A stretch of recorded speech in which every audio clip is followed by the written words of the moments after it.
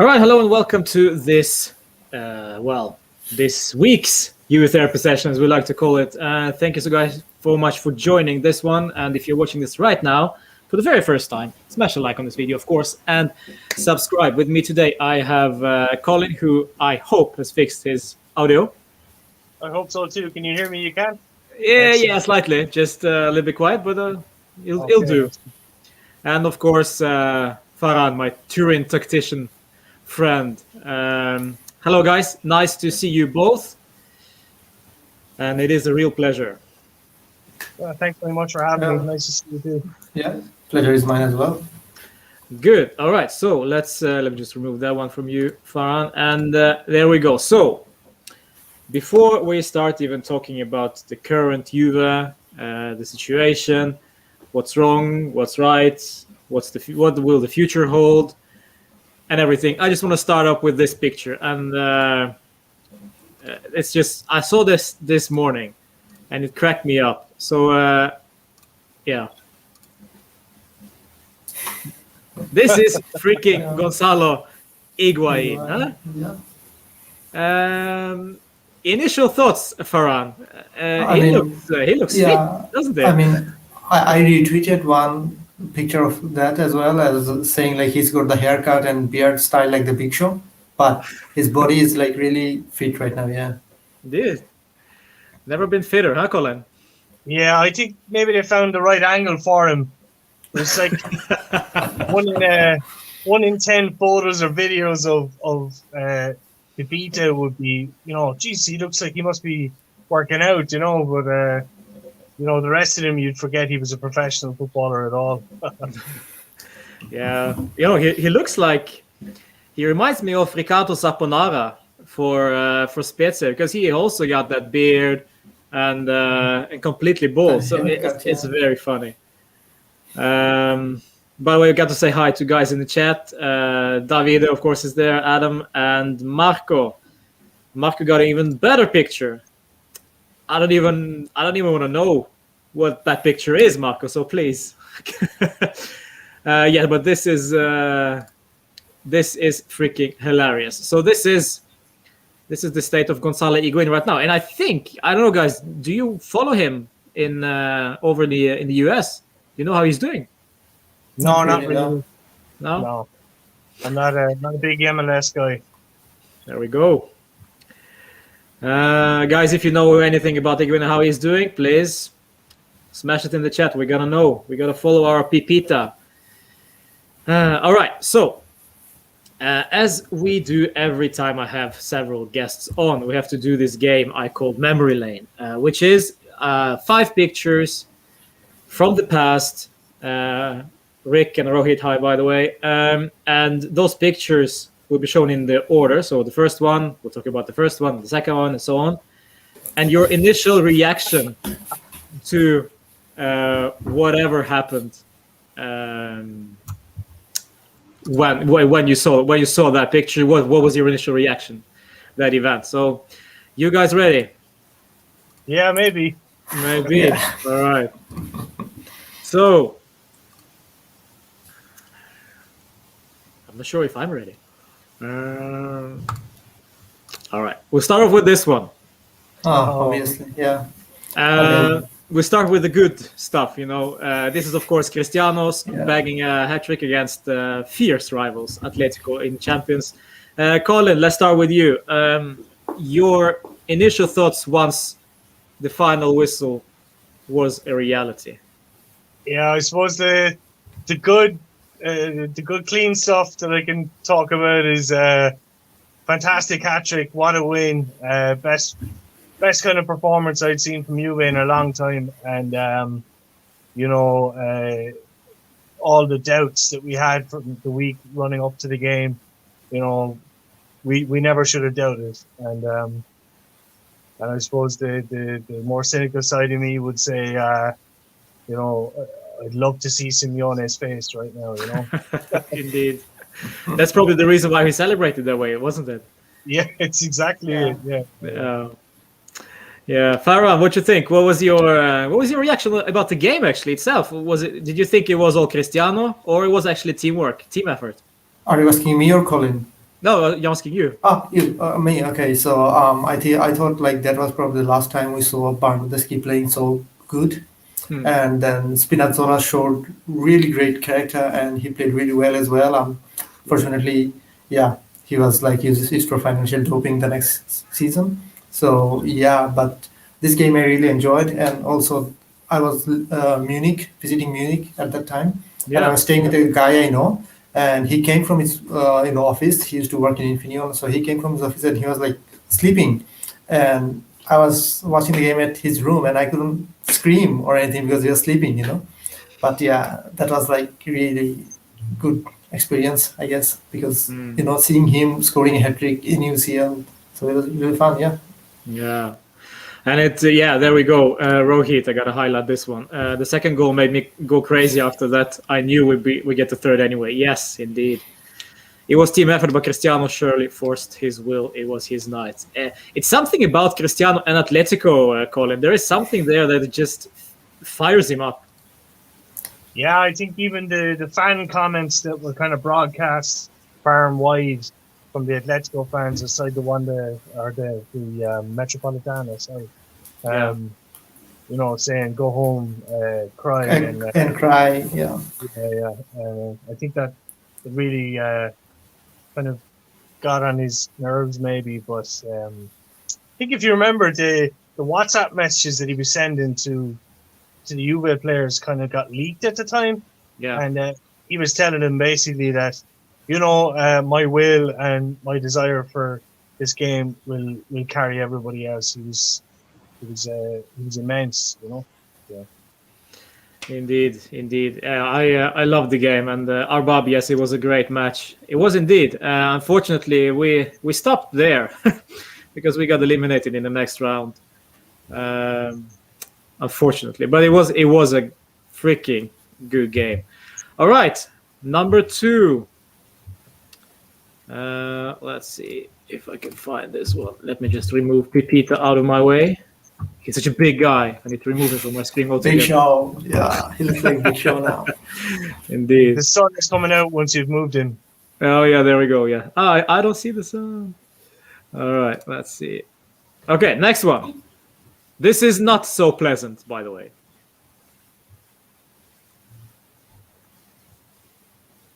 I don't know what that means. You don't know what that means. Let me. Okay. Now I see. Yeah, I see the minus signs now. Yeah. Okay. Yeah.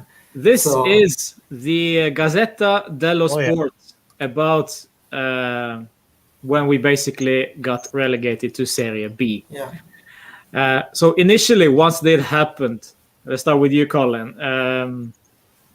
Well, Yeah. what was what was your reaction? And I guess you've been a Juve fan before Calciopoli. Yeah, since So the mid once 90s. this happened, I mean, did something change with you in your kind of feelings towards Juve, or it only, I mean, ignited something else? So you got even bigger fan. Yeah, I mean, I'll tell you a story. Like the first thing that pops into my head is I used to play this computer game, Pro Evolution Soccer. Maybe you know it. And a buddy of mine was a Milan fan, and I remember he announced that day. I can't remember what date it was, but that Juve were going down, and I was, obviously I was very upset. But I remember standing up and telling him that Juve were going to come back straight away and dominate the entire league. And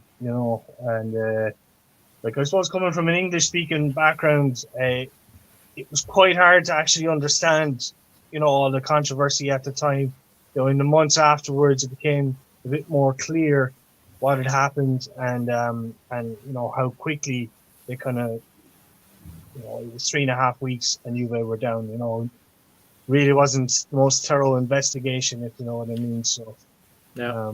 yeah. Yes, it was a sad day, not only for Juve but for Calcio in general. But of course, we got very fierce punishment. Farhan, Serie B for Juve. It sounded very surreal at that time. I mean, like I said, Serie B wasn't telecasted in Bangladesh, so my only source of information were the newspapers. and that was it pretty much. But yeah, I mean, that's when actually Serie A take the major downfall. You Yeah. know, well, if you know who to blame, then I'm not saying anything. But if you know who to blame, I mean, they really pulled the trigger of making Serie A go down, and now people keep complaining about what Serie A doesn't have any competition. I mean, 9 years we won by our merit, and it's not our job to make the league competitive. It's our job to win the league, Hmm. not the other way around. So yeah, I was really hoping we would do the 10-1. Hopefully, we still have time. Yeah, let's see. Hopefully, indeed. But what did you thought at any point, guys? I can ask both of you, by the way, that you know what, Juve going down. I'm not going to follow them down. This I don't want to be associated with this club because it's well corrupt, so to speak. It's there are some shady business going on. I don't want to be associated with it. Or you just, you know what? I'll do my research. I'll still follow my club because, for me personally, I have to say that when I saw Gigi, Nedved, Camoranesi, Alex, those guys stayed. For me, it was like just a confirmation that, you know what, if those guys stay, I'll stay. Exactly. I mean, I suppose. the okay. Sorry, go ahead. Yeah. Go ahead. Okay, this actually inspired me. Like, loyalty is pretty much everything, and if gentlemen like them decided to stay, then there must be a reason behind it. Yes. Otherwise, why would they stay there? I mean, I always say like Gigi would have won the Ballon d'Or of 2006 if he had moved to some other club, and not stayed with us after the thing. He would have won the Ballon d'Or in 2006. But yeah, he stayed. He sacrificed a lot. So that means Mm. there was definitely a reason behind it. Yeah, for me, I thought, I didn't believe it straight away. I really didn't believe it. I thought, okay, this is going to get overturned in the courts, and then when we actually got demoted, it didn't matter whether it got overturned in the courts, which it was later. But when you've been a Serie A supporter or a Juve supporter for long enough time, you see the controversies like these come along. This isn't the only time major controversies have happened. Huge controversies, like you reference Lazio, and Lazio are about to go into another one now at the moment. So um, you take it with a grain of salt. Do you know what I mean? Although it's a major penalty, you kind of think, right, okay, everything I'm reading in the newspaper here, I can probably discard about 50% of it. It's more than likely. And then Mm. I did my own research. I found out what was said on the tapes and what wasn't said, and I thought it was a bit harsh. I thought it was very harsh, obviously. Mm. But Yeah, indeed. Sad day, but well, as you perfectly well said, Farhan. I mean, we got back and we won the straight 9 Scudetti, and it was by our own merit. So indeed. All right, moving on to the next one. Let's see.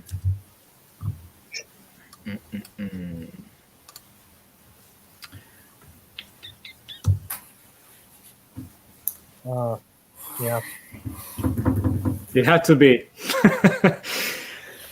It had to be. Super Mario. Yes, indeed, Super Mario. Colin, let's start with you. Your reaction, and not only for the whole game, but just when this happened, did you think that, you know what, we're gonna turn this around and win? Yeah, I did 100%. Because if you remember, Real's goals, the first two were big deflections, and you were in the game. It wasn't like we were getting played off the park or anything like that. We were very much a victim of circumstance, really, if you can say that. The goal was fantastic, all one-touch football, except for Higuain's layup. But yeah, great goal. And it turns out that goal was voted the goal of the Champions League Yes, that year as well. indeed. So, it was like an extra bit of salt in the wound, if you know what I mean. It was like, it could have been great, could have been better, But that's the kind of cross you to bear as a Juve supporter. It's games like that. Yeah. Kind of, we lose. What happened during halftime, Farhan? I wasn't there. Nobody was, and nobody knows apparently. Oh, I would have I heard loved it was you, more. Farhan. I'm sorry? I heard it was you, Farhan. You were there. You ruined it. No, I mean, we have heard many news, and the thing is, we sent Bonucci to Milan the next season. Okay, so I thought maybe those news are actually true, but then again, we brought in Bonucci and made him the captain as well. So now I don't know, because we shouldn't be making what is the word called, speculations without knowing exactly. And so yeah, maybe something happened, maybe don't. I don't know. I would have rather preferred answering about this goal rather than anything else. No, I think if there have been several rumors of what happened, and Allegri even said so himself, that basically the guys were gassed. They were so tired. They were done after the first 45 minutes. So the fact that there was only 1-1 at the break, it was actually a miracle, by his words, whether we should believe it or not. Yeah, But he said so himself. And you know what? This meltdown in second half, it's such a tough thing to to even think about, because it's not Juve-like. yeah. I mean, Chiellini mentioned it in his books as well. I think Mandzukic was lying on the floor and everything. Yeah. I mean, if Mandzukic is lying on the floor tired, then that describes something, right? Indeed, yes. But Colin, I agree with you that this goal was, I think there was awarded as a goal of that season in Champions League, and it's a good one for us, because Cristiano didn't get that one, because he's also had a And big goal that season.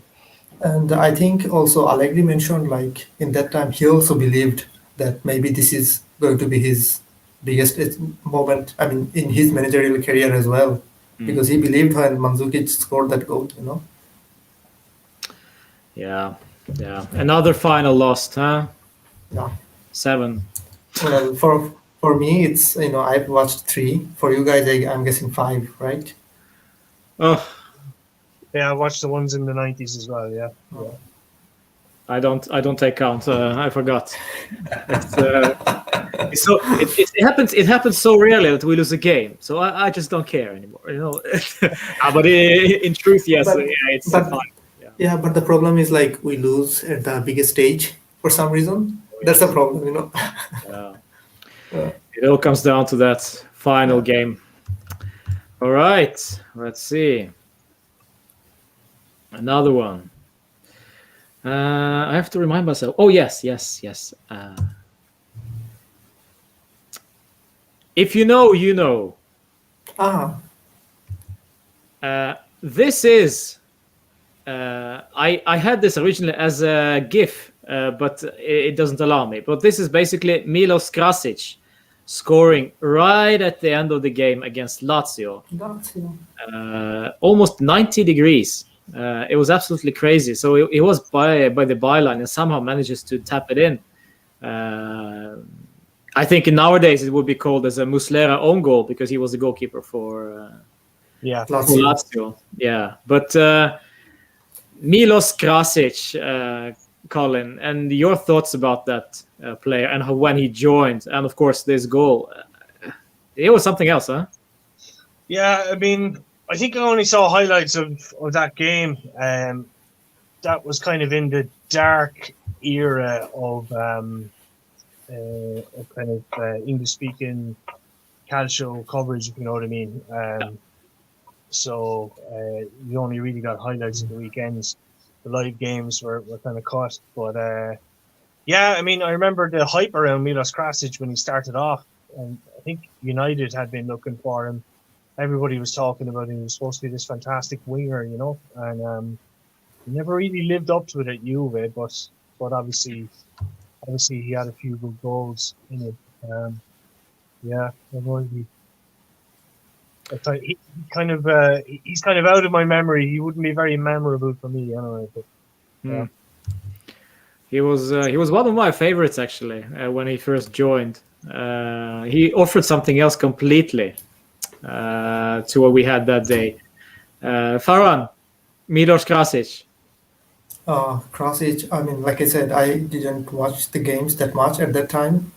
But I mean, like Colin mentioned, yeah, he was like supposed to be a big thing for us, and also he has that Nedved hairdo, so which makes it kind of like that. But yeah, it's like apples and oranges.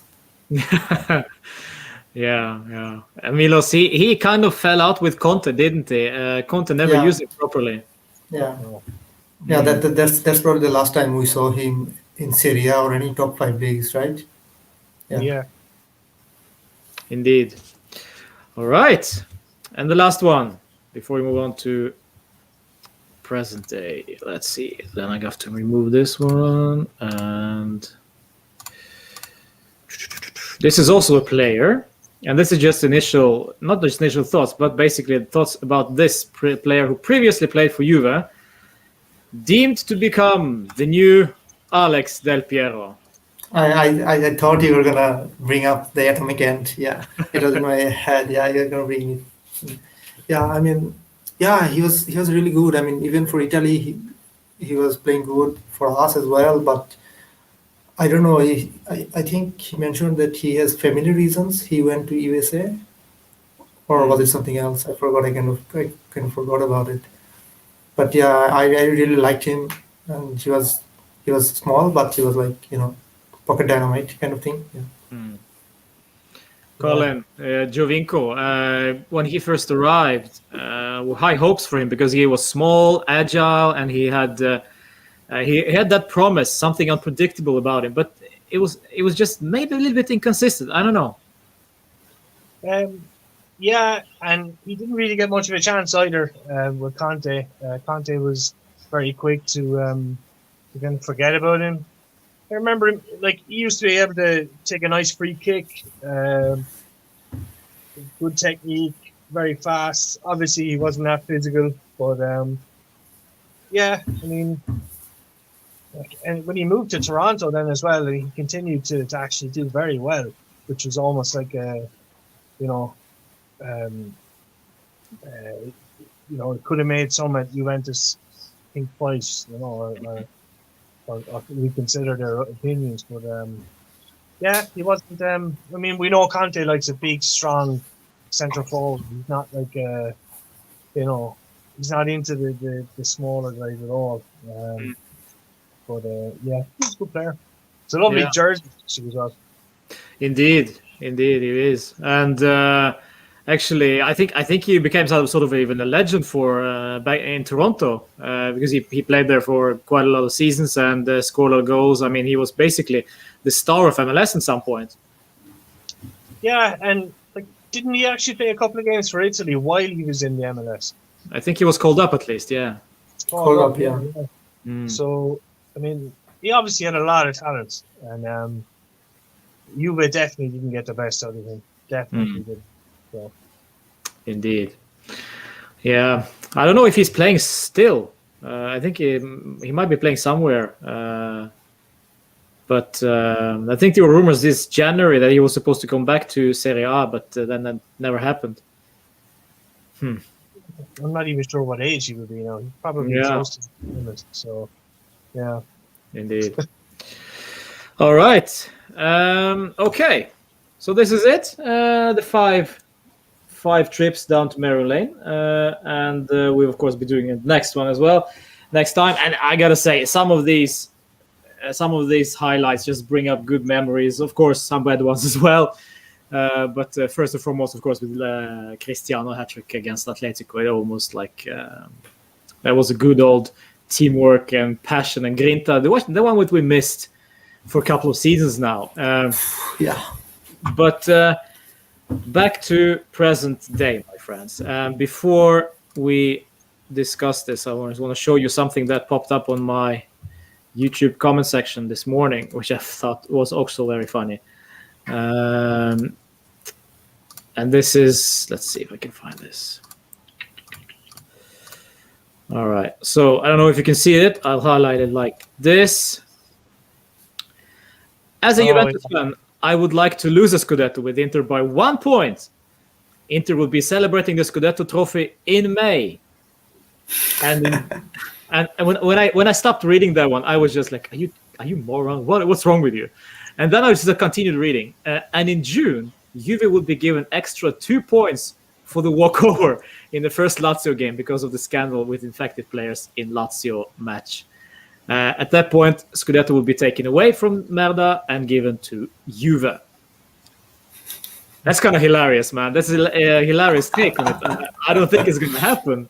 But the timeline is a bit out, but I think we're due to have a verdict on Lazio by March, mid to late March. Yeah, so, but you know how it is in Italy, Colin. It's just it's gonna get postponed.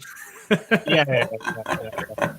That's how it is. But seriously, guys, do we actually? I won't say give up, but should we like concentrate ourselves on not trying to win the league, but either go for top 4, top 2, maybe, or do we actually still have a chance to winning? Mathematically, yes, we do, but in reality, I think you just have to it's a really boring answer. I think you just have to play one game at a time. Do you know what I mean? It's I've heard a lot of people saying, "Oh, we should be holding guys off for the Lazio game, or from the Lazio game to play them against Porto and keep them fresh and stuff like that." I just don't like that mentality where you're kind of picking and choosing where you perform. I just don't see it ever working out for anyone to do that. I think you put your best team out, and you keep doing it because, I mean, you don't know what way things are going to go with COVID, especially. I mean, we just lost another player, so you could hold somebody back, and then 2 days later he's gone anyway because of COVID or something like that. You really have no idea. So no, yeah. I mean, I still believe, but there will get to a point where I hold my hands up and say, but it's not yet. Is it there yet for you, Paran? I mean, I think we kind of lost our way since we drew against Crotone and Benevento. We lost 4 points there. We didn't manage to beat Verona at least once. So there's 4 points gone again. So that's 8 points. And I mean, yes, there's a lot of hype about the big match, big games. But to win the league, you need to win against the smaller oppositions as well. Otherwise, it's not possible.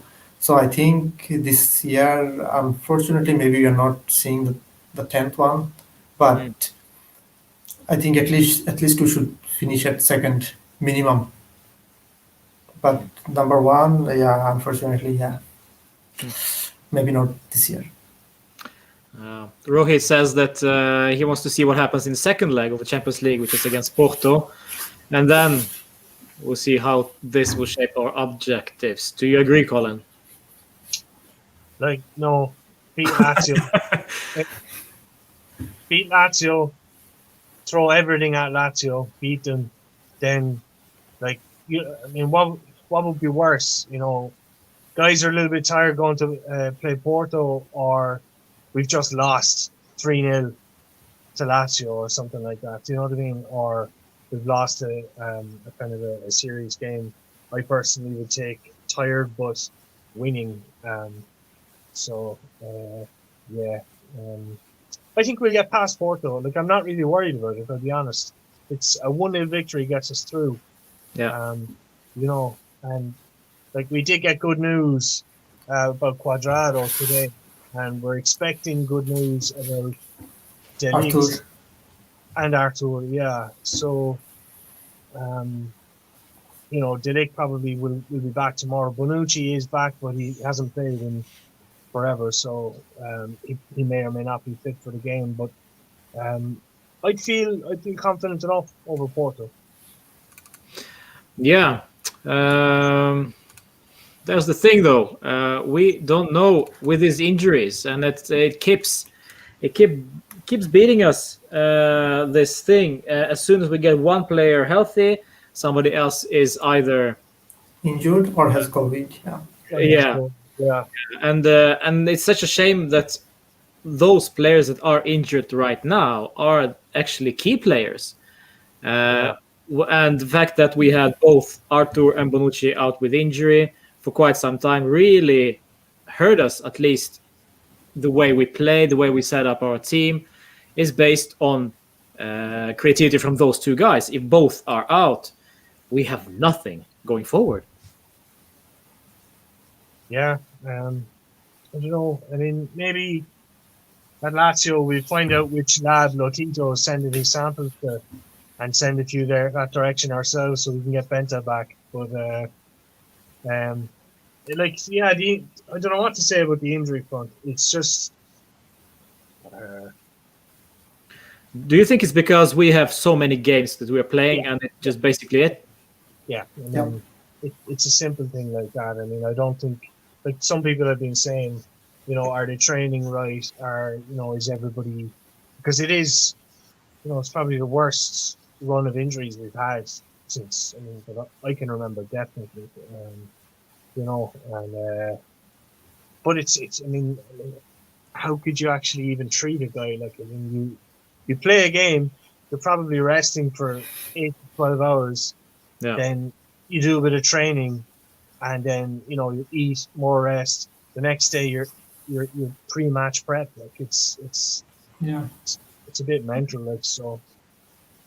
Indeed, yes, and even though when we had a rest of 5 days, I think it was between Verona game and Crotone game, if I'm not mistaken, it was 5 days or something. It still didn't really help us. We didn't see any improvement. It was still the team was lagging. There was nothing new that we saw.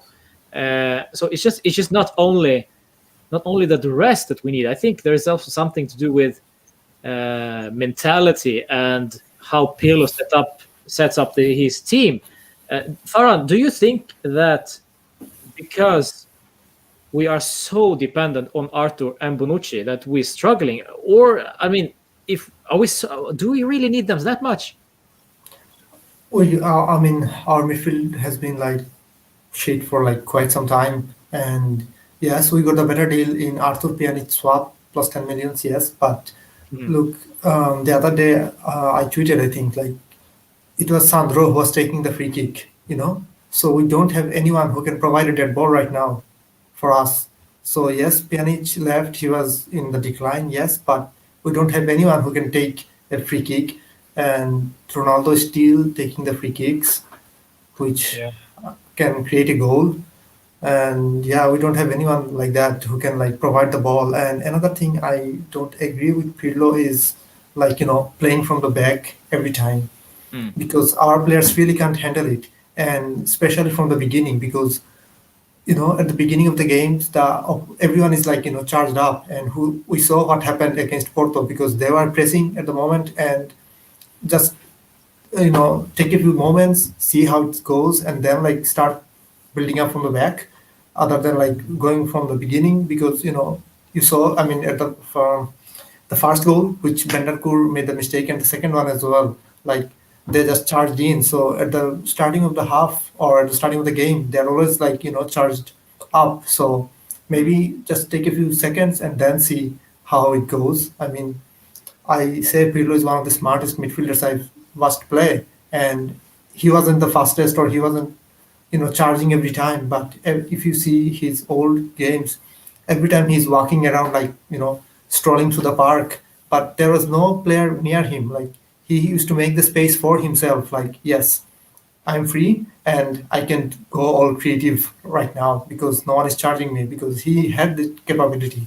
But with current injury and current problem with creative midfields, yeah, I guess I'm not the only one who's hoping maybe he will lace up one day and just get on the field.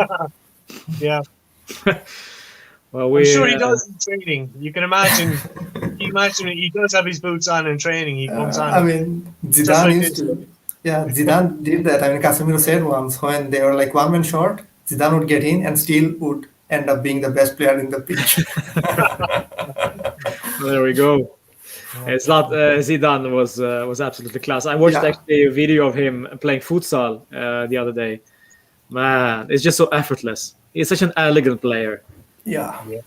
I mean, I mean, like people say, like at the current time, the players we have watched on TV, who is the best we have watched, it's either Messi or Ronaldo. But for me, I think it's Zidane because I've never seen him playing a bad game. You know. Yeah, Yeah. that's a good point. Okay. Yeah. Although I've seen him for a short time, but I never saw him playing a bad game. And he's one of the players whose video I watch on YouTube when he was with us. You know, there's Baggio, there's Maradona, and Zidane for Juventus, and that's the only three YouTube videos I watch. Yeah. Indeed, yeah. All right, we have a comment here from Sanji. Fagioli tomorrow. Let's talk about Fagioli real quick, Colin. If you are Pirlo, do you start him tomorrow? If I am Pirlo, do I start him tomorrow? I don't. I'm sorry, but I'm nearly there. It's like, I mean, what can you say? I know we lack creativity in midfield. The two guys in midfield, they're not going to give us that creativity. And we also need to give them a break and stop expecting it from them because they're not those kind of players. So far this season we've been building the play from the wings. Cuadrado is extremely important. If he's back, you might see Cuadrado go straight back into the team if he's healthy. But Fagioli, would I give him? I'd give him time. I'd give him 30 minutes. Yeah.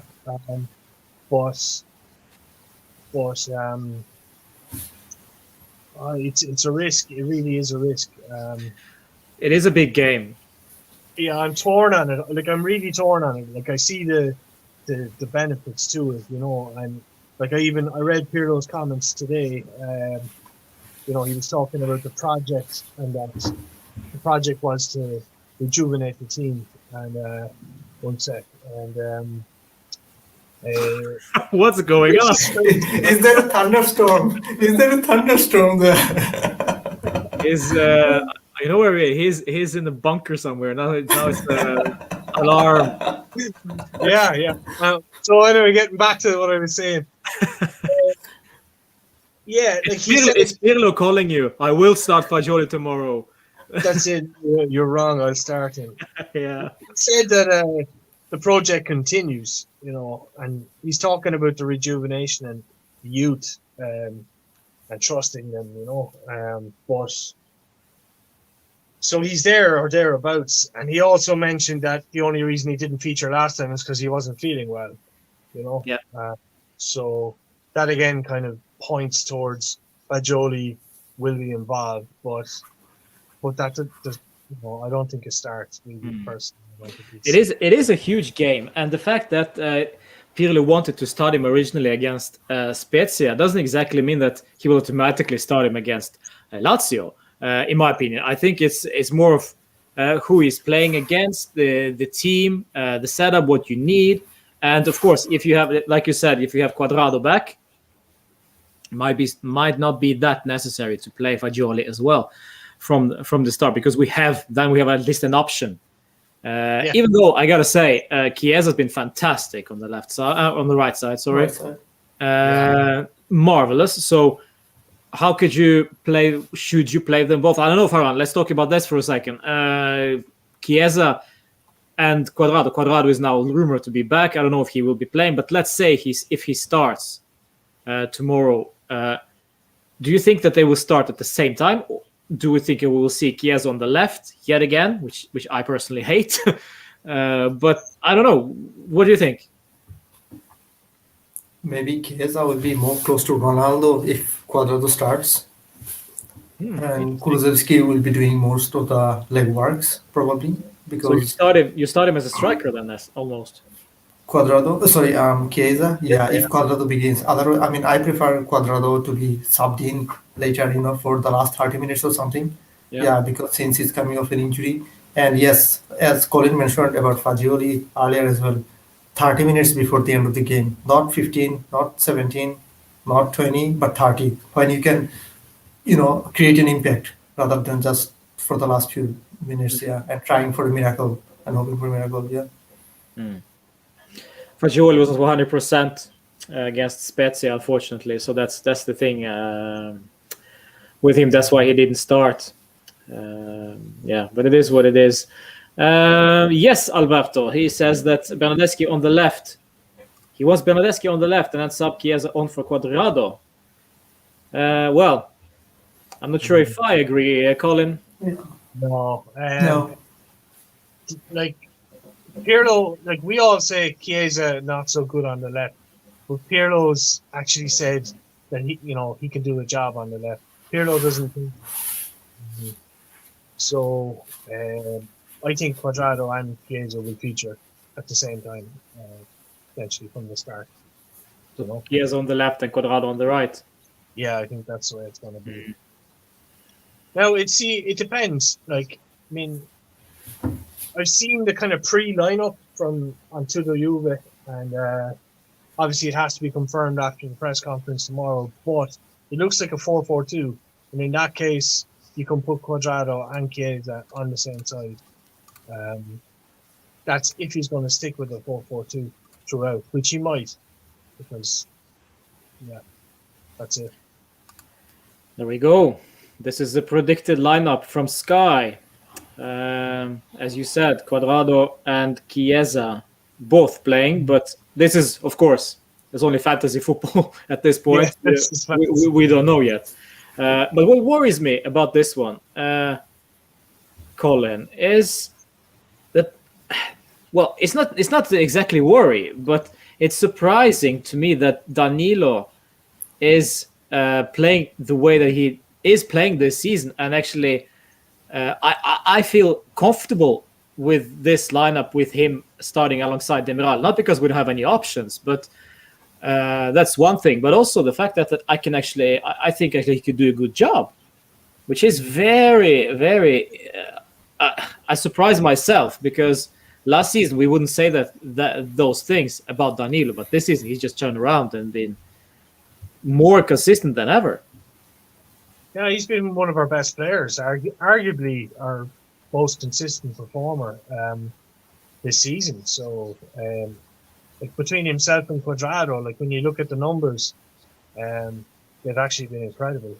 Yeah, and obviously huge improvement on last season. Like I'm just looking at that formation right there, and just the more I look at it, the more I can't see a 3-5-2 there. It's like I can't see them switching to the hybrid 3-5-2 at all. I mean, you can have Alexandro, Danilo, and Demiral to slot into like a 3-man, and then you could have Quadrado and Bernardeschi as the 2 wing backs, but you couldn't put Chiesa in with the 2 other midfielders. So that kind of locks it in place for me, unless this is wrong and tomorrow it changes dramatically. So. Yeah, of course, like we said, this is only a rumored lineup; it's not confirmed. But I agree with you perfectly. You got to tinker. You have a tinker level of 3,000. If you want to make this into a proper 3-5-2, the only thing I can see happening probably is Kulusevski being one of those 3 in the middle. But he will just drop out wide because that's what he does most of the time anyway. So that's not gonna. I don't think that's gonna happen with this lot. But I don't know, Farhan. What do you think? Is Ramsey not fit? He is fit, yeah. He's the one I would put in there to make. Yeah, if it goes to 3-5-2, then Ramsey will get in. Yeah. Right. Yeah. Absolutely. Yeah. That's a good point here from Michael McKenny with his hip problem. He is injured. Will annoy Juventus in the midfield. We know how bad Rabiot is. Well, I wouldn't say that he's bad, though. I gotta say, I keep defending my boy. That's because you have a kid. That's because you have a Rabiot kid in your back. Exactly.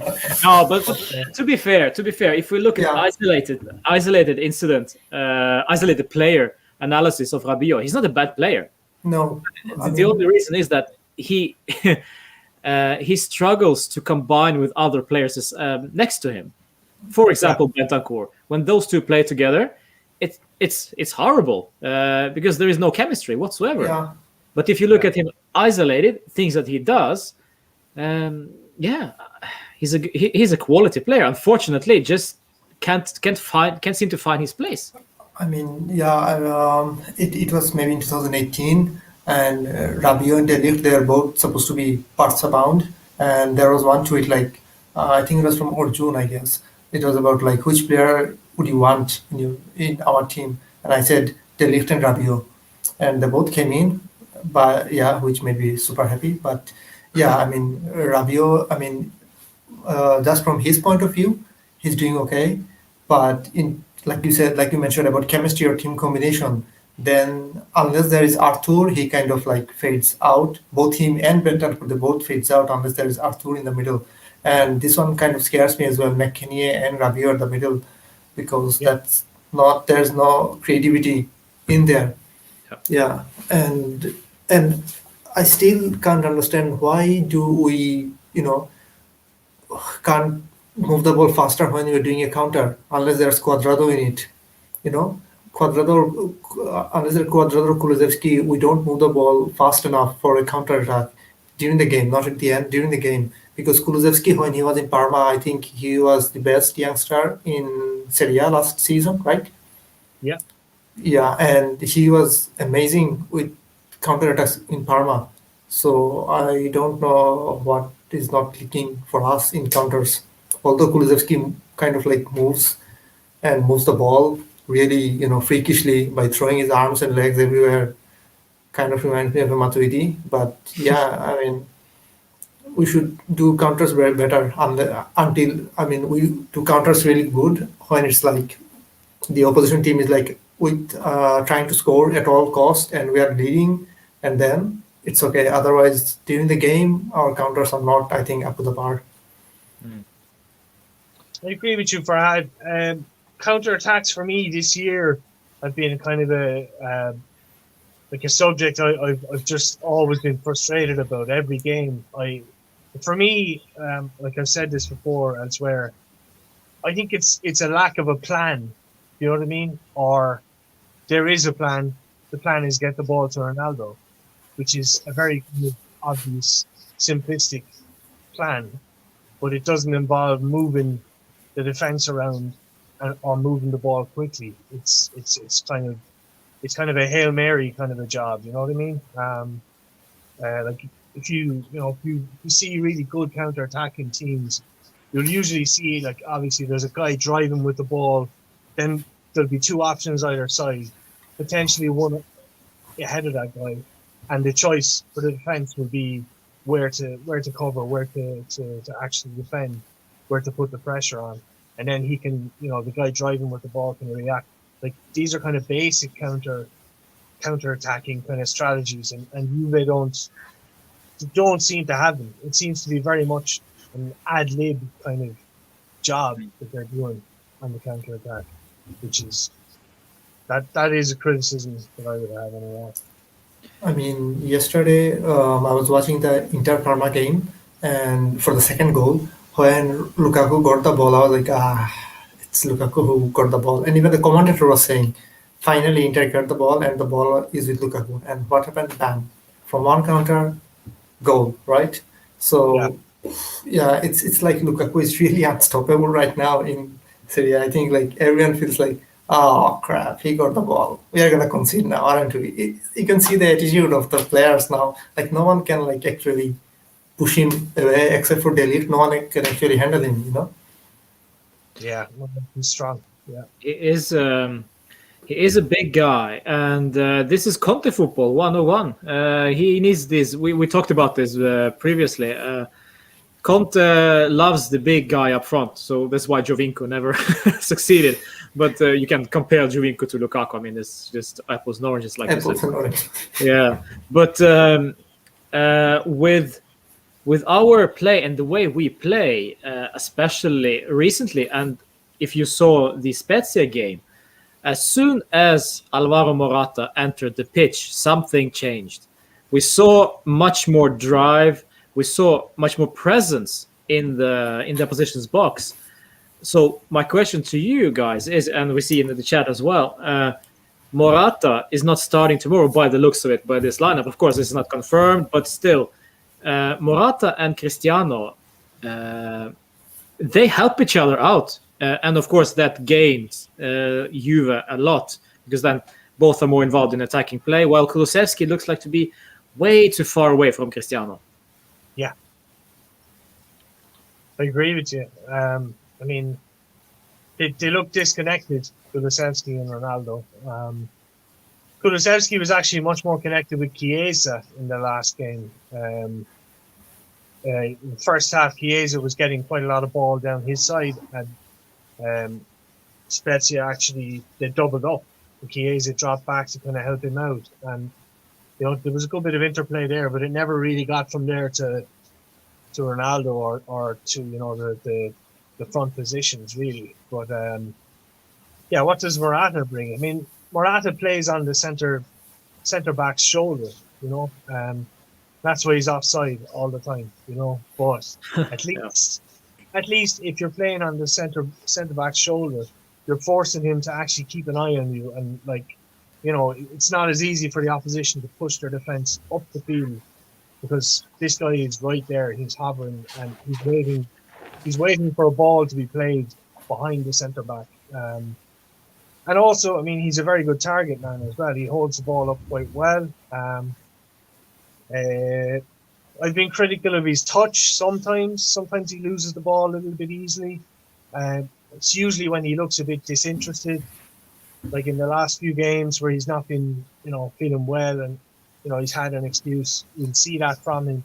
He's quite patchy, but overall, yeah, he's an excellent player, and I think he definitely will feature tomorrow.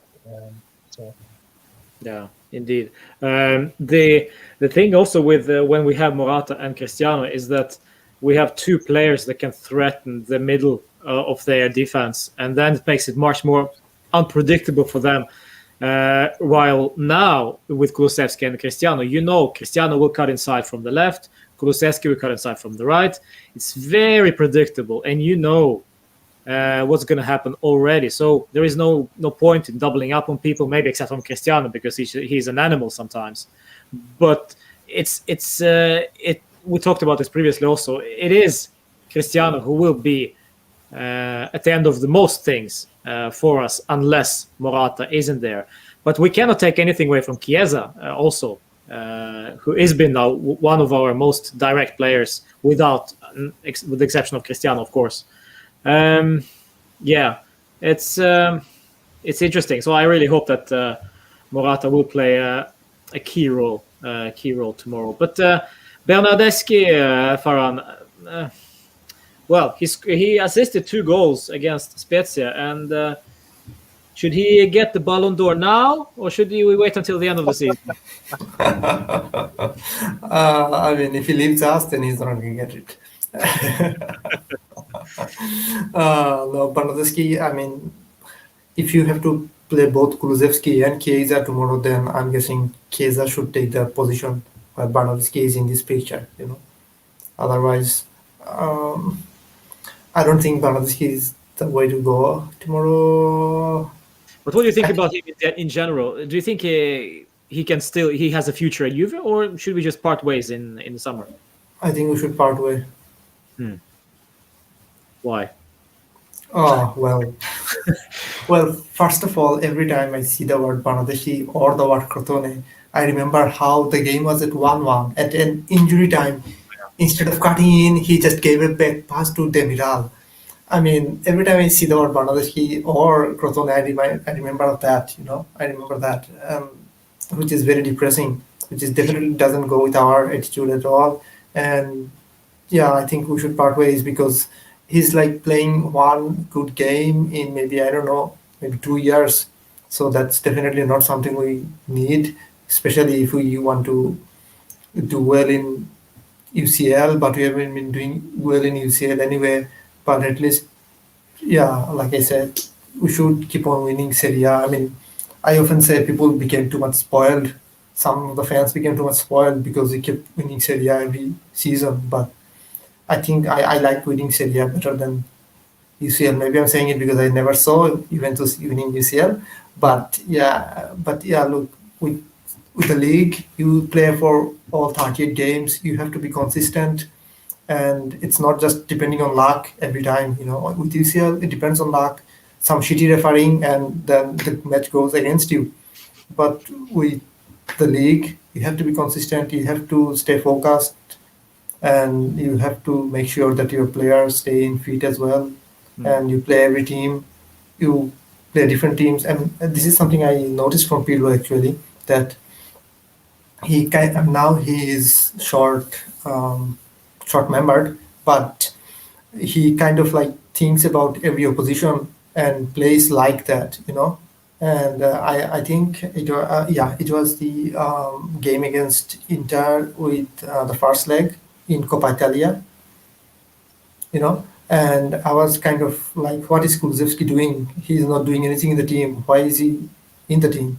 But then someone mentioned, like in Twitter with some pictures and everything, and maybe it was a video montage about how he was always busy with Brozovic. He was always busy with Brozovic. So it was a plan from Pirlo to make sure that the Inter midfield doesn't function properly. So he appointed Kulusevski for that. But on second leg, he did not repeat it. So he thinks about every games, but unfortunately he's short-membered because of injuries and also COVID. So yeah, let's hope what happens next season. But I don't want to see Bernardeschi in that. Yeah. He's a curious case, Colin, because he features very well. He plays very, very well for the national side, and he has. We see that he has something. Something. I don't even know what that is. He has the work rate, and he has the left foot, and he has that engine. But it's just not enough for the level of Juve, in my opinion. He's a confidence player, and I think he doesn't. He doesn't handle the pressure too much. I don't know what you think. I think you said it there. I mean, I was listening to Varane there, and I was thinking exactly the same thing. He's a confidence player, you know what I mean? And, he's had huge, major dips in his confidence with Juventus. And he's had a few little peaks here and there where he's been quite good. Obviously, we talked about the Atletico Madrid game earlier on.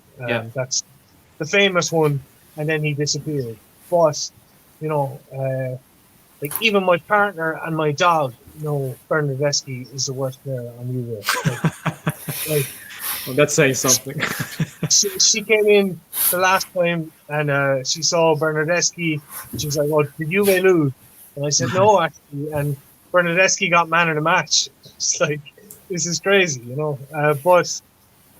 But you still have to replace him. You know what I mean? You still have to replace him. So, like, currently, he's playing nearly every game. He's featuring at least in nearly every game. So, and like we have a hell of a lot of players we need to shift as well. We've got a whole midfield we need to revamp, arguably. We need 2 more fullbacks, and also if you move Bernardeschi, you've got to bring in someone else. So yeah, I would in an ideal sense, but it's kind of happening right now. Yeah, if Pirlo goes with 3-5-2, then why didn't we are linked with Gozens, but then why didn't we ever make any serious offers for Gozens? Because Pirlo definitely must have talked with Agnelli and Paratici about he will try 3-5-2, and Gozens have been the best left wing back for 3-5-2 for maybe last 2 seasons. Then why didn't we try for that? I don't know. Like I said, I'm not happy with the management at all. Well, we have Rabotta. Why do we need Gosens? I'm joking. But in all seriousness, I think it's the financial issues.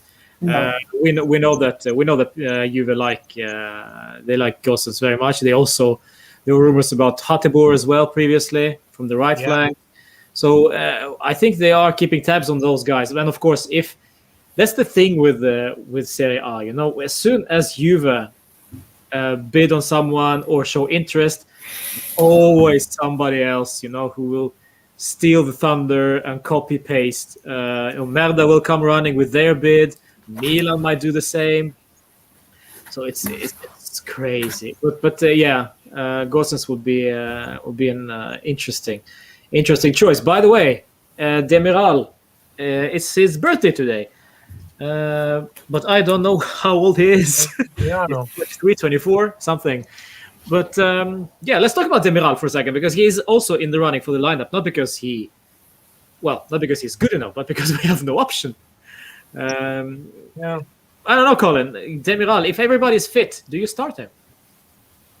Everybody's fit. You start him. I probably wouldn't. I'd probably have, based on form so far, I'd probably have Danilo de Ligt and probably Kiello if he was in top shape, you know. But Demiral is actually, he's played a few games. Like, I mean, he's done quite well. The last game, I thought he was excellent. Bar giving away the penalty, but in my opinion, that was a very soft penalty. You know, so that was a clean sheet. Yeah. So, I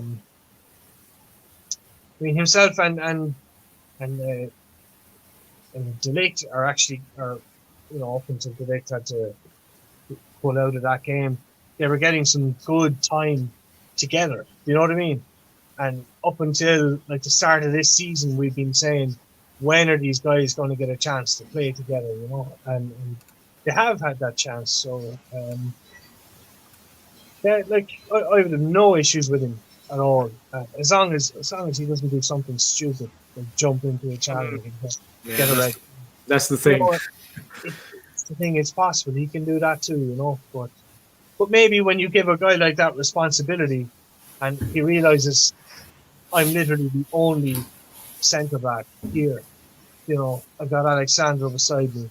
You know, and maybe he steps up to the plate. And I think, you know, I back him there because his character seems good. His character seems like a Juventino. You know what I mean? He celebrates the blocks and the clearances like Chiellini. You know, he's really trying. You know, he's bought into the project. So. Yeah, that's funny one. Turkish Pepe. That's quality. Yeah, that's a good one, Rohit. I love this. Yeah, that's funny. Yes, Adisha is a good point. Chiellini, Bonucci weren't that good at 23. Yeah, Demiral can only get better. That is true, and you can compare actually Demiral with Rugani because. Rugani was also pretty young. You know, we bought him on to kind of play next to Bonucci, Barzagli, Chiellini. But it seems that Demiral has been improving while Rugani has just stagnated, basically. I mean, the thing is, like, when we brought in Rugani, it was peak time for BBC, you know? So there is no chance for Rugani to break in the team. Yeah. But since...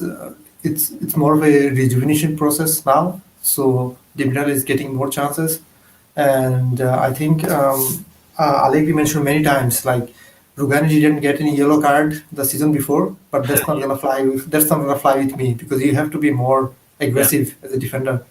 I think Demiral has that character, and him and De Ligt, they played against the current Inter team for 180 minutes and conceded only one goal. That's something which should be, like, you know, appreciated a lot, because for the second leg we literally played Catenaccio, and we succeeded on that because they have the talent and they have the ability to do that. So I think Demiral should be in my 11 with De Ligt. If Bonucci was in good form, then maybe I would have gone for Bonucci, because, you know, like you said, we don't have anyone who can pass the ball, but Bonucci is nowhere close to being in good form, so Demiral and De Ligt for me. It doesn't really matter what your personal feelings about Bonucci are. The fact is that he provides, he offers something that nobody else can in that defense. Yeah. You can hate on Bonucci for leaving for Milan and then coming back and then celebrating. I still hate the fact that he did that, but what's done is done, and now he plays for Juve, and we need him at Yeah, least but offensively. offensively, yeah. Yeah. Yeah, maybe he should be like this central defensive midfielder or something. I don't know. In the Busquets role. Let's see what happens. Yeah. Indeed. Let's take a look at the formation, which Lazio looks like. No, yeah, there we go. Looks like will be providing us. Straight away, I see that they will beat us in the midfield. Don't you think? Yeah. Yeah, I think they're five across midfield. They also, they're very compact. Milinkovic, Savic, Luis Alberto, very strong. Lucas Leiva, again, is very strong. He's kind of a destroyer type player with a little bit of technical quality. But the other two in midfield are the keys for me. Alberto has got a fantastic pass, and Milinkovic, Savic, good runs to the box, tends to be in the area to do damage, when the ball comes into the box as well. So yeah, a little bit of fear there, Yeah. Indeed. And well, I saw some stats today that Immobile hasn't scored for a while against Juve at J Stadium or at Allianz Stadium. There we go. Let it stay that way. And of course, we had to mention Korea as well. This is a quality side for us, actually. Yeah. He's going forward. Yeah. I mean, Lulic is old. Other than that, I don't know who I know Acerbi is playing really good, and I think he should be in the Italy main team, right? In the Euros or something. I think so. Yeah. I know Marusic. He's okay, I guess, but I don't know who the guy in the middle is. And the thing is, like, yeah, their midfield is like too good. Their midfield is just too good. Yeah. Yeah, and one thing there was talking at the beginning, and not the beginning, at the middle, like about how whenever we target a player and then the other clubs come and snatch it, it's that. And another thing is like whenever we target a player, the club they don't wanna lose that player to us for some reason. I mean, you're talking about SMS and Lotito. yeah, SMS. Yeah, I mean SMS is one, and then there is like Atalanta, they gave Gagliardini and Kessie in January to Inter and Milan, but they wouldn't give Caldara, who was our player, to us a season before the loan ends. I mean, like, come on, are you kidding me? So, yeah. Yeah, well, Milik is going to be expensive anyway, I think. But Some will be, yeah. Yeah, but for me personally, I'd love Luis Alberto at Juve. Yeah, and I think I heard somewhere he has a 25 million release clause. I'm not sure, but I heard somewhere. If he has 25 euro release clause, man, I'll pay it myself. PayPal. Start to go up on me. Yeah, he's a very good player. Yeah. Lulic as well on the right, very hard working. I'm not too familiar with Fares, but Correa up front is quite good. Obviously, Immobile.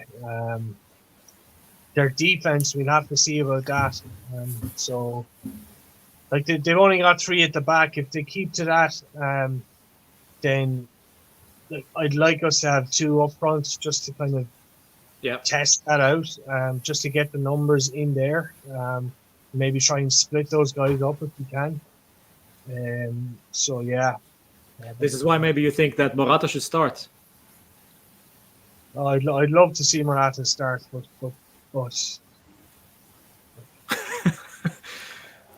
you look like a broken man, Colin.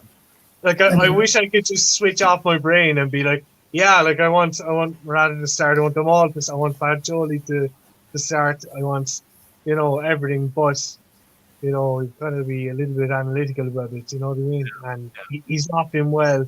We saw him in the previous game. He was excellent, but previous to that game, Pirlo had said that he's only got 10 minutes in his legs, and we saw that. Like, he came on, good impact, but after that he was struggling to get around the pitch. Like, it was, so to say in the space of a couple of days that he's good enough to start, I don't know. Yeah, we'll see. We'll see what happens against them tomorrow. Is tomorrow evening in 23 and a half hours. They will play at J Stadium against Lazio. Farhan, prediction. Yes. Oh no, I'm not doing that. Every time I predict, it backfires and Juve loses. So I'm not doing pretty. I mean, last time with Inter, I was before the Inter game. I was with you. I said we're gonna win, and bam. Yeah. Okay, so if you're gonna do a prediction, the unlikely prediction. Unlikely. Another thing which happened is, like, I was really angry that we are not closing the game against Lazio because Caicedo scored against, I forgot whom, and then also in Europa League, and I said maybe he might do it against us, and damn it! Oh, come on! So yeah, I'm not doing prediction. Yeah. All right, Colin. I'm not a big prediction guy, but I'll do it for you. Thank you.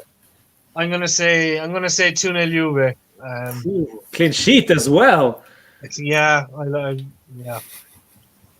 Wow. Yes. Locked in.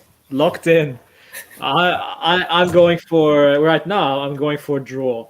I just don't know. I just have a bad feeling about this one. But it's a big game, and we usually step up, to those big games usually. And we have guys back from the injury, at least 1.5 player. And we'll see. Of course, if Ramsey plays tomorrow, CR7 GOAT, let me highlight this one. If Ramsey plays tomorrow, we can beat Lazio easily. But if Ramsey doesn't click, then we are screwed up. Is Ramsey that vital for us, Colin? I don't know. I think if we play a 3-5-2, Ramsey could be quite influential, yeah. But it depends. You see, like, we just identified the middle of their team as a really strong point. So Pirlo might just decide, okay, I want 2 guys on each wing bombing up and down for 90 minutes. So that's your 4-4-2. You've got 2 fullbacks and 2 wingers to actually keep guys. It's hard to defend against that if you're going to play side attack, but and you kind of move the ball away from the midfield.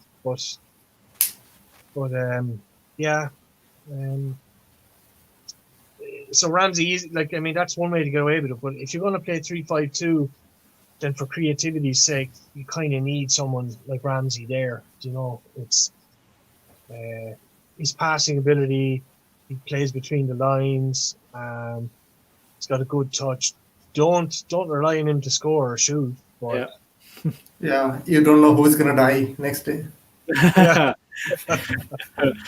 Yeah, he is the one who should be creating, not the one who should be finishing.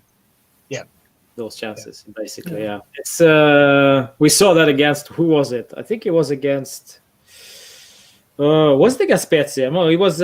Cristiano scored 2 goals. Crotone, 3-0 in the end, and then Ramsey was all over the place in the first half, but then, still assisted to Cristiano, and there we go. But yeah, the only issue I have with Ramsey, I like the guy personally, but it's his freaking injuries. Yeah, it's just too much, and it's we cannot kind of trust those kind of players.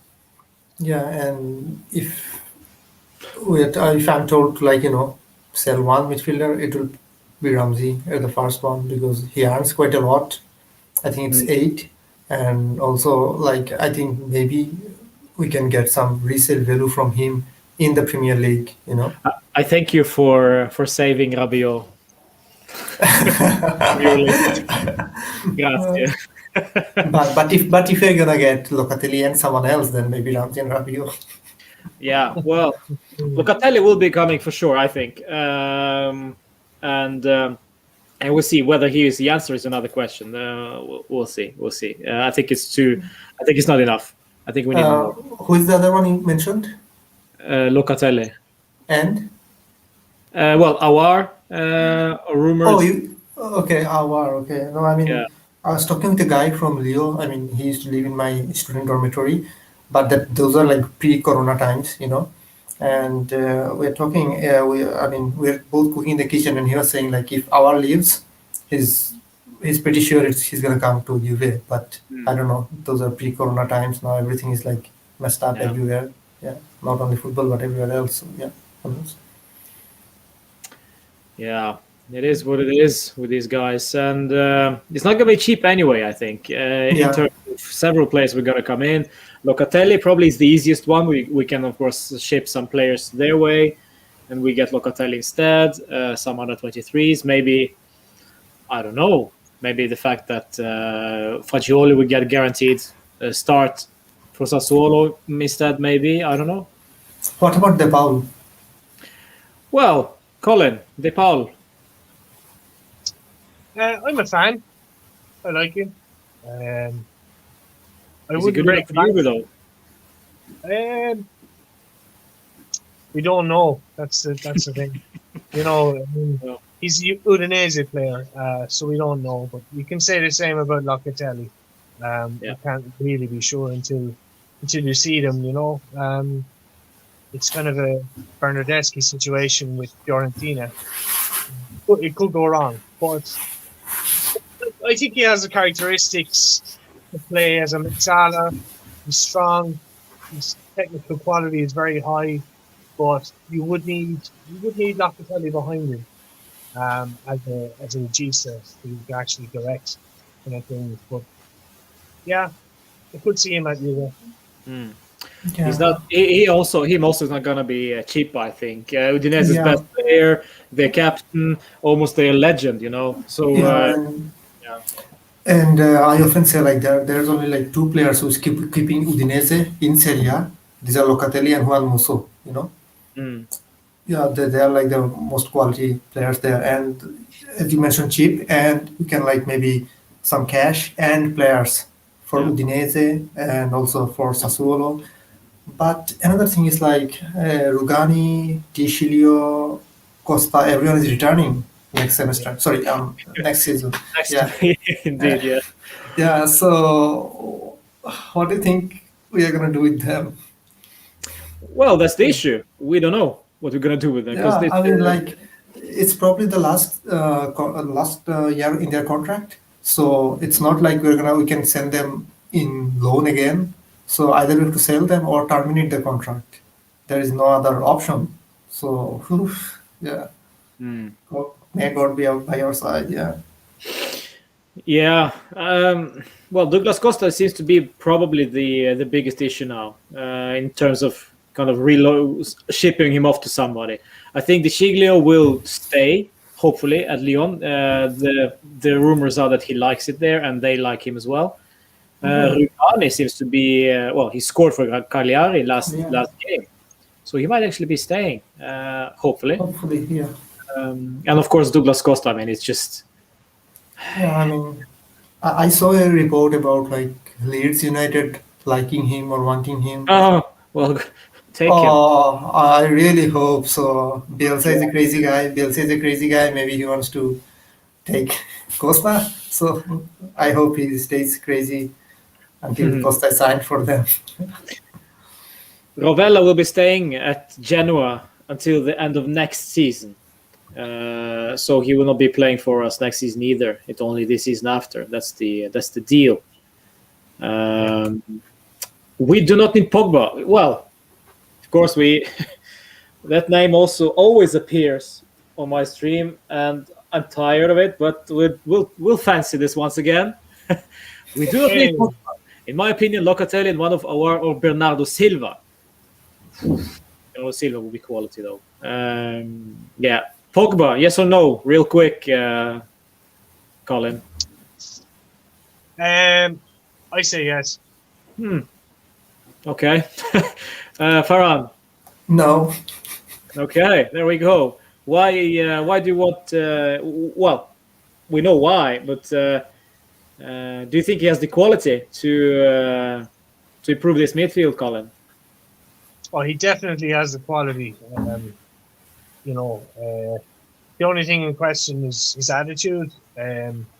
But in terms of the numbers, the goals, the assists, things like that, that's something we're hugely lacking on. You know, and we have lacked that since maybe Vidal and Pogba left. You know, so that's what you need. You know, you need a midfielder to be clocking 10, 11, 12, 13 goals a season.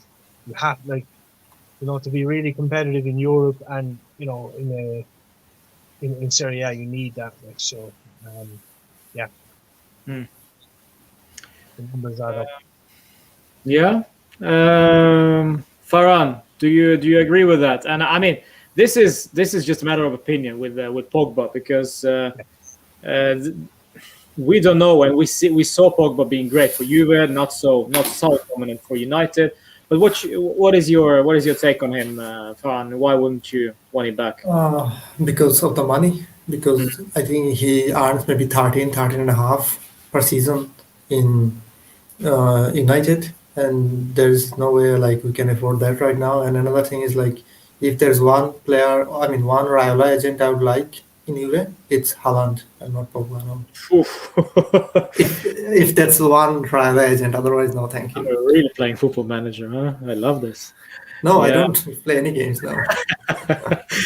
But Holland is an interesting option. Yeah, but in my opinion, well, we talked with Guido Vagiago a couple of weeks ago on my channel here, who is a Tuttosport journalist, and he said that he just entertained the possibility of Pogba and Dybala swap, because they're both ending the contract after next season. They're equally, well, more or less equally value, and but the contract is most likely be the same if Dybala signs whatever he wants. So they'll be the same level as Pogba. So this is like a possible scenario. Those two basically switch clubs. Personally, I don't think that's going to happen, but we never know. Yeah, I agree. Well, like I did say, I would take Pogba. I don't really see it happening, unless it's kind of a, you know, run down the contract situation. But I mean, I'm hearing links this week, and I think Solskjaer said that he thinks Pogba's very happy, you know, and this is like going back on what Raiola was saying a few months, you know, just before Christmas. And this story kind of just changes every few months. It's, for me, it's just like a PR campaign. Do you know what I mean? Raiola just wants his players to be talked about constantly. You know, it's just a money spinning exercise. We don't actually know what the player feels. You know, we don't know. Someone could Woodward could turn around to Pogba and say, you know, we've got this big plan. We're going to spend this amount of money. We've got this player coming, you know, and change his mind. But you know, I think he could do a job for Juve. Haaland is a very similar story again. You know, I mean, you have Raiola saying stupid things like Haaland would end up in the under-23 side if he had come to Juventus. You know, and you're kind of like, well, no, he wouldn't, because he's good enough to score 40 goals a season. Yeah. So he's going to go straight into the starting lineup, regardless of what anybody said. Doesn't matter, even the manager's opinion. You know, the club's opinion. Nothing. If a guy is that good, it doesn't matter where he goes. He's going to get into the starting lineup and he'll stay there. So it's just spin from Ryan. It's just so hard to know where you stand with that guy, you know. Yeah, he has a good relationship with Nedved though. This is the thing, and maybe that could play in our hands sometime in the future. It has so previously, but we also don't know what's happening with Cristiano. Also, they think that this is also a big issue here. Big like elephant in the room. It's something we don't talk about. What we know, this is a big money drainer, but he also helps us a lot of revenue in terms of commercial stuff.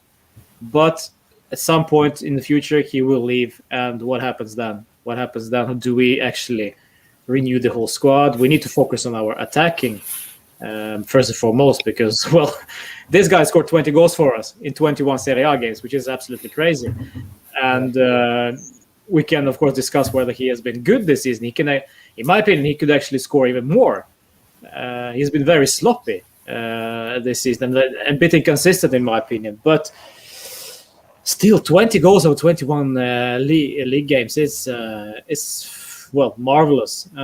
So we'll see. Donnarumma to Juve, says Aditya, or question mark. If Milan doesn't end in top 4, do you think he will have a chance on him? He still hasn't really signed his new contract, I believe. He's still expiring after this season, which is interesting. It's possible, but I think, personally, I think Milan will get Champions League football, so that could that could sort that out for us. He'll probably stay with Milan.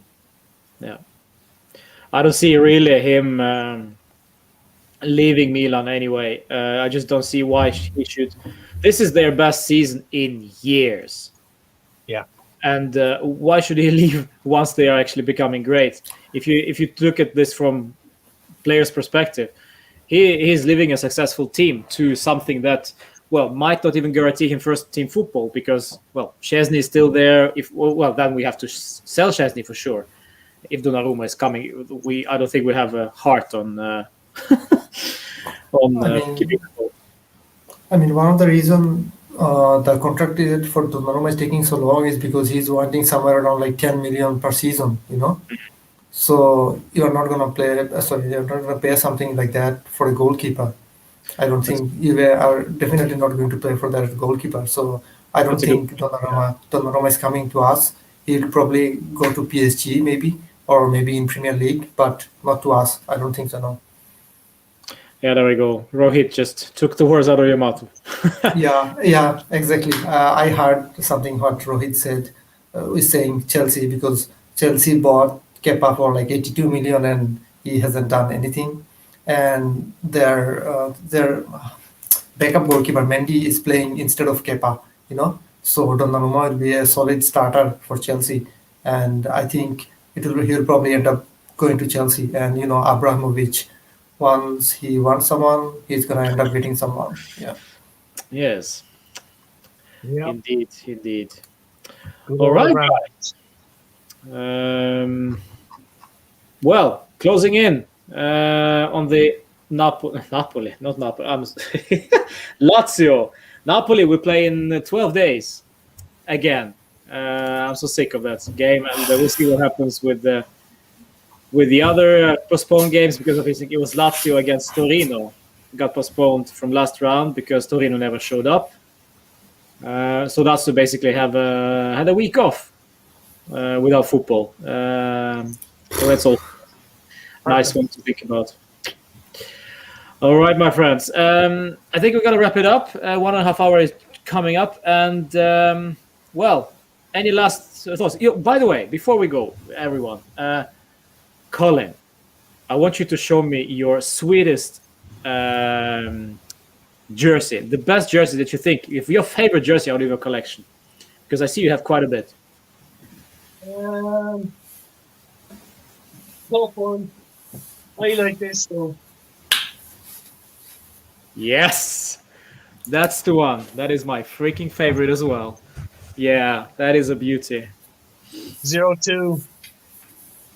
It is a beauty. And is it the same one that you have, the Del Piero one? It looks very similar, no? It's the I see. Yeah, probably my favorite. I love the black jerseys. The black jerseys are they're so good. Indeed. Yeah. What's the one that you're wearing right now, Farhan? This is probably. No. It's not original. I can't afford the original of this one. No, it's Yeah, but I can show you my favorite one. That was in an original. Just Please. a second. Yeah. Please. What about you? Oh, I have. I've shown this quite a bit before, but let's see if I can. Let me just. Very nice. Oh, there we go. That's Oh, nice yeah, one. yeah. Sorry, I forgot. Sorry. Yeah. So the time Buffon actually, There we the go. time Buffon actually retired. Yeah. That Yeah. one. Yeah. Let me show you mine though.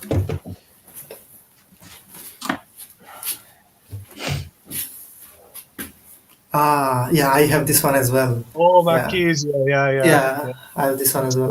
That season was awesome. So many ups and downs, That's the thing with that particular Yeah. jersey. This is Yeah. that is so clean jersey. Yeah, and And it's so just- many goals from free kicks, on that season from Dybala and Yes, Pjanic. yeah. Oof, yeah. Oh, but before we go, guys, since we're talking kits, I gotta show this once again. I just found it on my screen here. So there we go. This is apparently what's gonna happen next season. So I know Well- me and Colin are gonna go against after the black one. Yeah.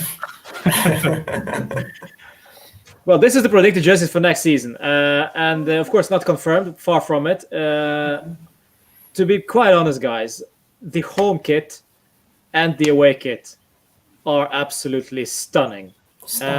The third kit, I think, was designed by Kulusevski and Zlatan.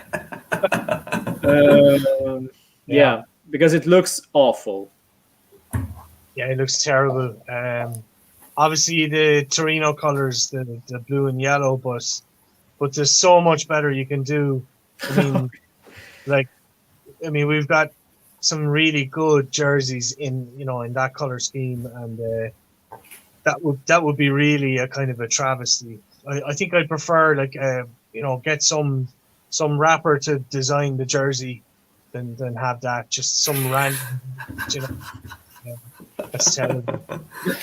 I like the home jersey. The only concern I have is like the stripes. Obviously, I like the solid stripes, but I prefer if they're not too thin. If you know what I mean.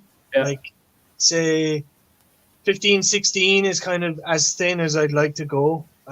So I prefer actually if they're a bit wider. But the black jersey that's a beautiful jersey. You just know that's going to be excellent. This is the one. Yeah, that's the one. Yeah. Yeah. That's about as thin a stripe as I would like. Ideally. Yeah. But they removed the 15-16. There has a behind the chip. There's like a sticker like thingy. No. The black. Yeah. This one never looked good from my point of view. Yeah. You don't want to know what name it is at the back of it, though. But I'll show you. Okay, just a second. Khedira. Yes. No. Oh no. Okay, I was wrong. Yeah. I don't know, but to be honest, before he went to Milan, I absolutely adored Bonucci. He was one of the best defenders, top 5 defenders in Europe. Yeah. Yeah. Always good for a goal as well. Yeah. Yeah. I think I'll definitely buy the home and the away, and it'll take a serious amount of convincing for the third. Well, I resisted the orange one this year, even though I know a lot of people got used to it. For me, I didn't get used to it at all, and I've resisted it, so I probably won't get that one either, But this season they launched the Juventus women kits for the first time with the M&M logo on the just below the Jeep. That looks very, very strange, very, very weird. But these aren't the same as ours. I mean, the men, or it's something different. They are, but they have a different sponsor. Okay. The Jeep, so they have the M&M logo. Not the Eminem, the rapper, but the M&M rapper, not Kulusevski's face. No. Yeah. Yes. Well, this is it, I guess. But I love the away one. Away one looks very, very crisp as well. But we'll see. The choice between the kind of pink purple lettering and a white, would you ideally go for the white or the kind of pink? Whew. I like the pink one. Yeah. Yeah, I think so. I think it offers you something else, because it just makes it a bit more exciting, a bit more color to it all. With the white, is just. I love the away kit from the 12-13. I think the completely black one, the first Viking Champions League. Yeah, that was one of the best kits, ever. Gold print, exactly, Rohit. Yes, that was a cool one. But gold print. Gold was in 15-16. Maybe it was 15-16. Yes. Yeah, Sorry. gold was in 15-16. Yeah. Yes, it was. Yeah, 12-13 it was the other one with something white here. one, Yeah. Well, completely black and something in this part. Yes. Pirlo and Marquisio would look awesome in those. Yeah. Exactly. Yeah. Yeah. The third kit. Well. Probably gonna buy that anyway, but I gotta choose. I gotta choose the name carefully though. It's gotta be some flop of the season or something. Yeah, it's I don't know. It's the same with the third jersey for me this year. I know you've got it behind you, but I just can't warm myself to it. It's the orange one. Yeah, the orange one. I'm just not a fan of that. Yeah. I'm very traditional with Juve jerseys. I like the solid stripes. I like classic jerseys like our Champions League winning jerseys and the jersey that was like 96, 97, 97, 98. With the stars on it and eventually with the yellow kind of bar on the shoulders. I mean, that's a great way to do that jersey, and I'd buy it. Obviously, the solid black jersey. That's another iconic Juve jersey. We've always had a solid black jersey. So, yeah. I mean, talking about blue and yellow third kit, I mean, we're never going to see something like what Colin has on the back, right? Because that was from Kappa, so Adidas is definitely not going to try to do something with stars on the shoulders, right? Yeah. Yeah, I know. It's terrible. But if you put stars on the shoulders, you can't put a 3 stripes. So yeah. There we go. You'll be violating Adidas mantra. 3 stripes everywhere.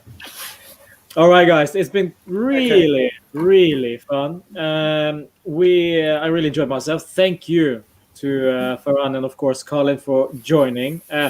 You guys, if you are on Twitter, please follow these guys. Farhan has the beautiful @Turing Tactician. You'll find it straight away. Colin, is it C Power 12? It's just Colin Power 12. Just my name. Colin Power 12. Oh, there we go. Yeah. With 2 L's. No, just one. Just one L. Okay. My bad.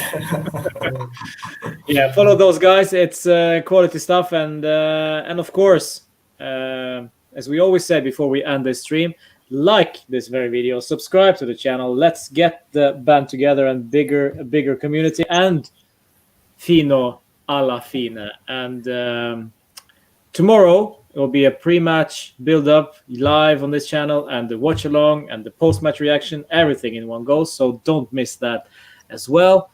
Hopefully we're gonna win. Hopefully we're gonna crash those guys, and hopefully we have some chance on Scudetto still. But it is a tough game, so we'll see. Yes. Thank you so much for joining, guys. And we'll see you. Thanks for having me. Sure.